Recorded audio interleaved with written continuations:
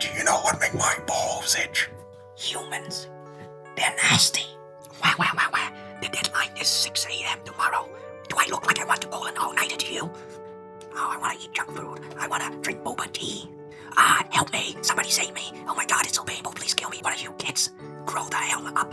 Hi guys. It is me. I am he. Stop on.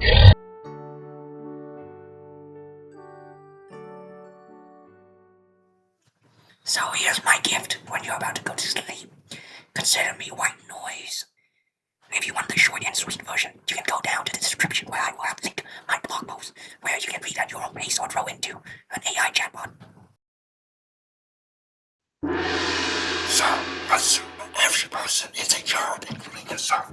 This is a mental model. It's pretty useful because it clears out a lot of the noise in everyday interactions with others and myself. Area number 1, communication.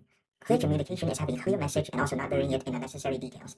When kids communicate, they're not trying to sound smart, professional, or pretentious. They try to understand what others are saying. They try to focus on their comprehension, and they try to say a message that other people can understand. We play mind games thinking it's impressive. It's just bad communication. Like we're just talking. This is not anime, there's no power struggles or anything like that. It's just talking. So there's something called Hammond's razor. It says assume stupidity rather than malice. So basically when people anger us or when they annoy us, they irritate us, or they do bad things to us, it's most of the time it's probably just because they didn't know any better, not because they're intentionally trying to be a jerk. But also in our everyday life, we can be really petty for really stupid reasons. Like they have a better haircut than us, they get more lovers than us. You got one more candy than me? I hate you. We're enemies. That's the kid version. The adult version would be something like, you got a higher pay than me. I hate you. That sort of thing. It's just hatred, jealousy, all that sort of stuff. I call it Star Pond B's flaming hot minigun. In any interaction, focus on the context and avoid literal interpretations. So, for example, I think that we socialize for emotions. It's all emotions. So when we talk, we exchange currencies. The currencies are feelings, opinions, and perspectives. We bond over shared feelings, not facts. Do you know chocolate is polymorphic? Ah, verily, let us exchange context. Yuck. Bad human being. One of our defining features is being subjective. We are not objective at all. Objective information is not spicy, it's just unseasoned food. So when we talk, we're not trying to be like-minded. We should try to be like-hearted. When a person shares a story, they're not looking for advice. They just need someone else to affirm that they're not alone, that there's someone on their side. Because when another person shares the same opinion, the person will feel justified and sane. It's splitting the emotional burden, like, oh yeah, this person knows what I'm talking about. They understand I can rely on them. And we also repeat ourselves for emphasis and also for group signaling. Hey, I know the same thing you do. I'm on your side. We should be friends. If I know the same niche media that you do, we're instantly besties.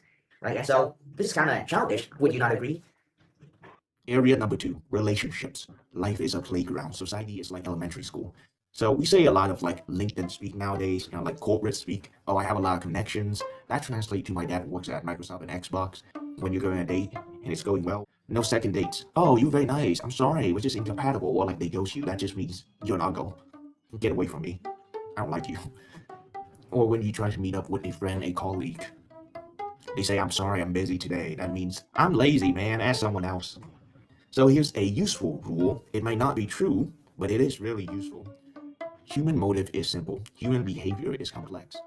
And so when we read other people's behaviors, when we try to read their characters, when we try to read their actions, we should just not overthink it. Because all of us have simple motives, so it's not really hard to guess. So let's consider social engineering tactics. What works? Targeting core motivations, compliments, active listening, gifts, authority, affection. Very simple things. So this is just more of like a cool thought rather than anything really useful, but most of our aspirations are really childish, but they're really pure too. We want our own space. That means a 10-story mansion. We want financial freedom to buy whatever snacks and whatever toys we want. We want to buy supercars. That's like really fancy toys. We want to have control over our time and do bad things to people we hate. To have superpowers. Now, we don't say these things. We daydream about them a lot, though. Because that's what most escapism medias provide. A sense of power, a sense of fantasy and adventure. Consider what is admirable, or like what social media at least tries to push. So, It tries to push being kind, being capable, being considerate, being authentic, and being trustworthy. And when we're kids, we're very selfish. Like me, me, me, me. We don't care. And we lie to get what we want. Not very trustworthy, but that's kind of like everything we weren't when we were younger. Area number 3, storytelling and humor. The most memorable stories are fairy tales, fable, myths, baseless rumors, and random gossips. So basically, what most children like. The most universal form of humor is often visual and physical. So check out what is universally beloved: Mr. Bean, Charlie Chaplin, Tom and Jerry, Adventure Time, Ace Attorney, or like random memes on the internet. They're wacky. They don't rely on vulgarity. They don't rely on clever setups. They rely on a person falling to the ground cartoonishly. So here's a tip from your old pal Star Pond B, right for children. Can we get a round of applause for picture books? So I'm gonna circle back into the point in communication a bit. So good communication is basically storytelling. Yeah, duh. I know, hear me out. So when we try to talk to both the adult and the child inside everyone, that's basically good communication. We're also taking into considerations their emotions and not just logical facts. So now we're going to be walking into territories relating to one individual. So you are a kid. Area number 4, learning. Learn like a kid. When we understand something difficult, we go, ooh. When we find a connection nobody else has, we go, ho ho ho ho. And kids take notes very visually. Their notes are bright with colors, guided by arrows, and limited verbally, as they don't know many words, let alone fancy words. So they have to compensate by being visually expressive. They take non-linear notes like mind maps, diagrams, rudimentary logic trees, or they just straight up doodle that stuff, because to them, images are much easier to remember than words. So kids love stories, they love visual imageries, and they love to use their imagination. There's a specific technique that uses all of these tendencies. It's called a memory palace, a mind palace, or like the journey method, whatever. So this technique uses a lot of spatial visualization. And guess what? Children also have spectacular memories for their houses or like their environments. They're curious. They ask about everything, and so they notice everything. So this is more of an introduction. If you're curious, you can go search it up.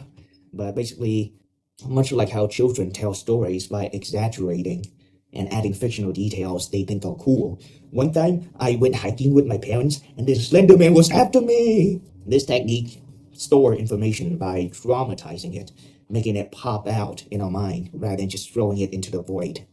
So there's something called the Feynman technique, which is just explaining things in your own words, as if you were a kid. Like explain this idea to a 5-year-old. So this helps consolidate and to really test understanding of difficult concepts.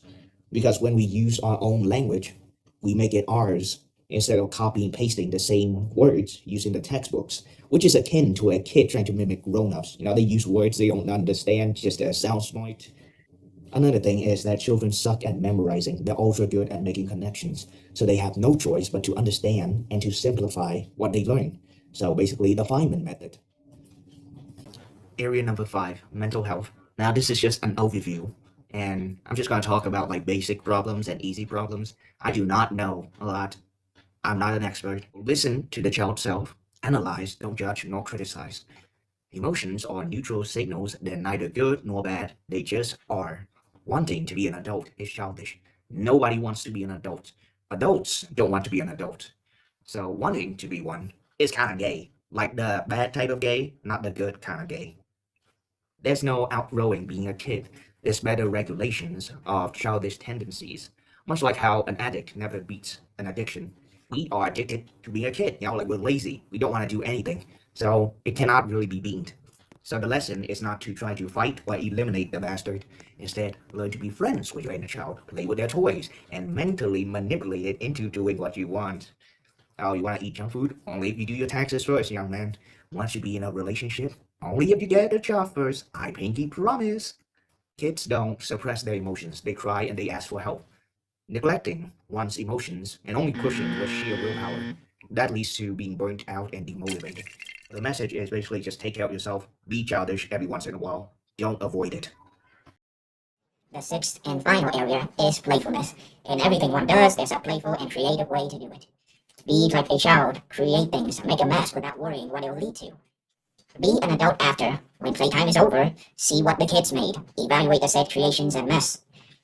You can take things seriously without going about it in a serious way. Take things seriously by going about them in a playful way. Being playful makes you less rigid. It makes you flow and easily move around. Seriousness creates tension and rigidity. You cannot, you become more fearful. So chill out. Kids are shameless. Failure doesn't mean anything to them. It only means they get to do it again. The opposite of imposter syndrome. Nothing can stop them from doing what they want. They scream in public, they talk to random people, and they lick foreign substances. If something is boring, they'll increase the stakes. They gamify everything. They make up random rules. They try to speedrun it, do it as fast as possible. They imagine they're being chased by a ghost. Think fast, the floor is lava. They try to communicate without any words. They have fun. Lesson is basically to worry less about productivity. Worry less about proving. Just do things. A kid can create 100 drawings and then burn them all at the end because the act of drawing itself is what they like. That's all, folks. Thanks for watching my vid. You can check out my other posts in my blog.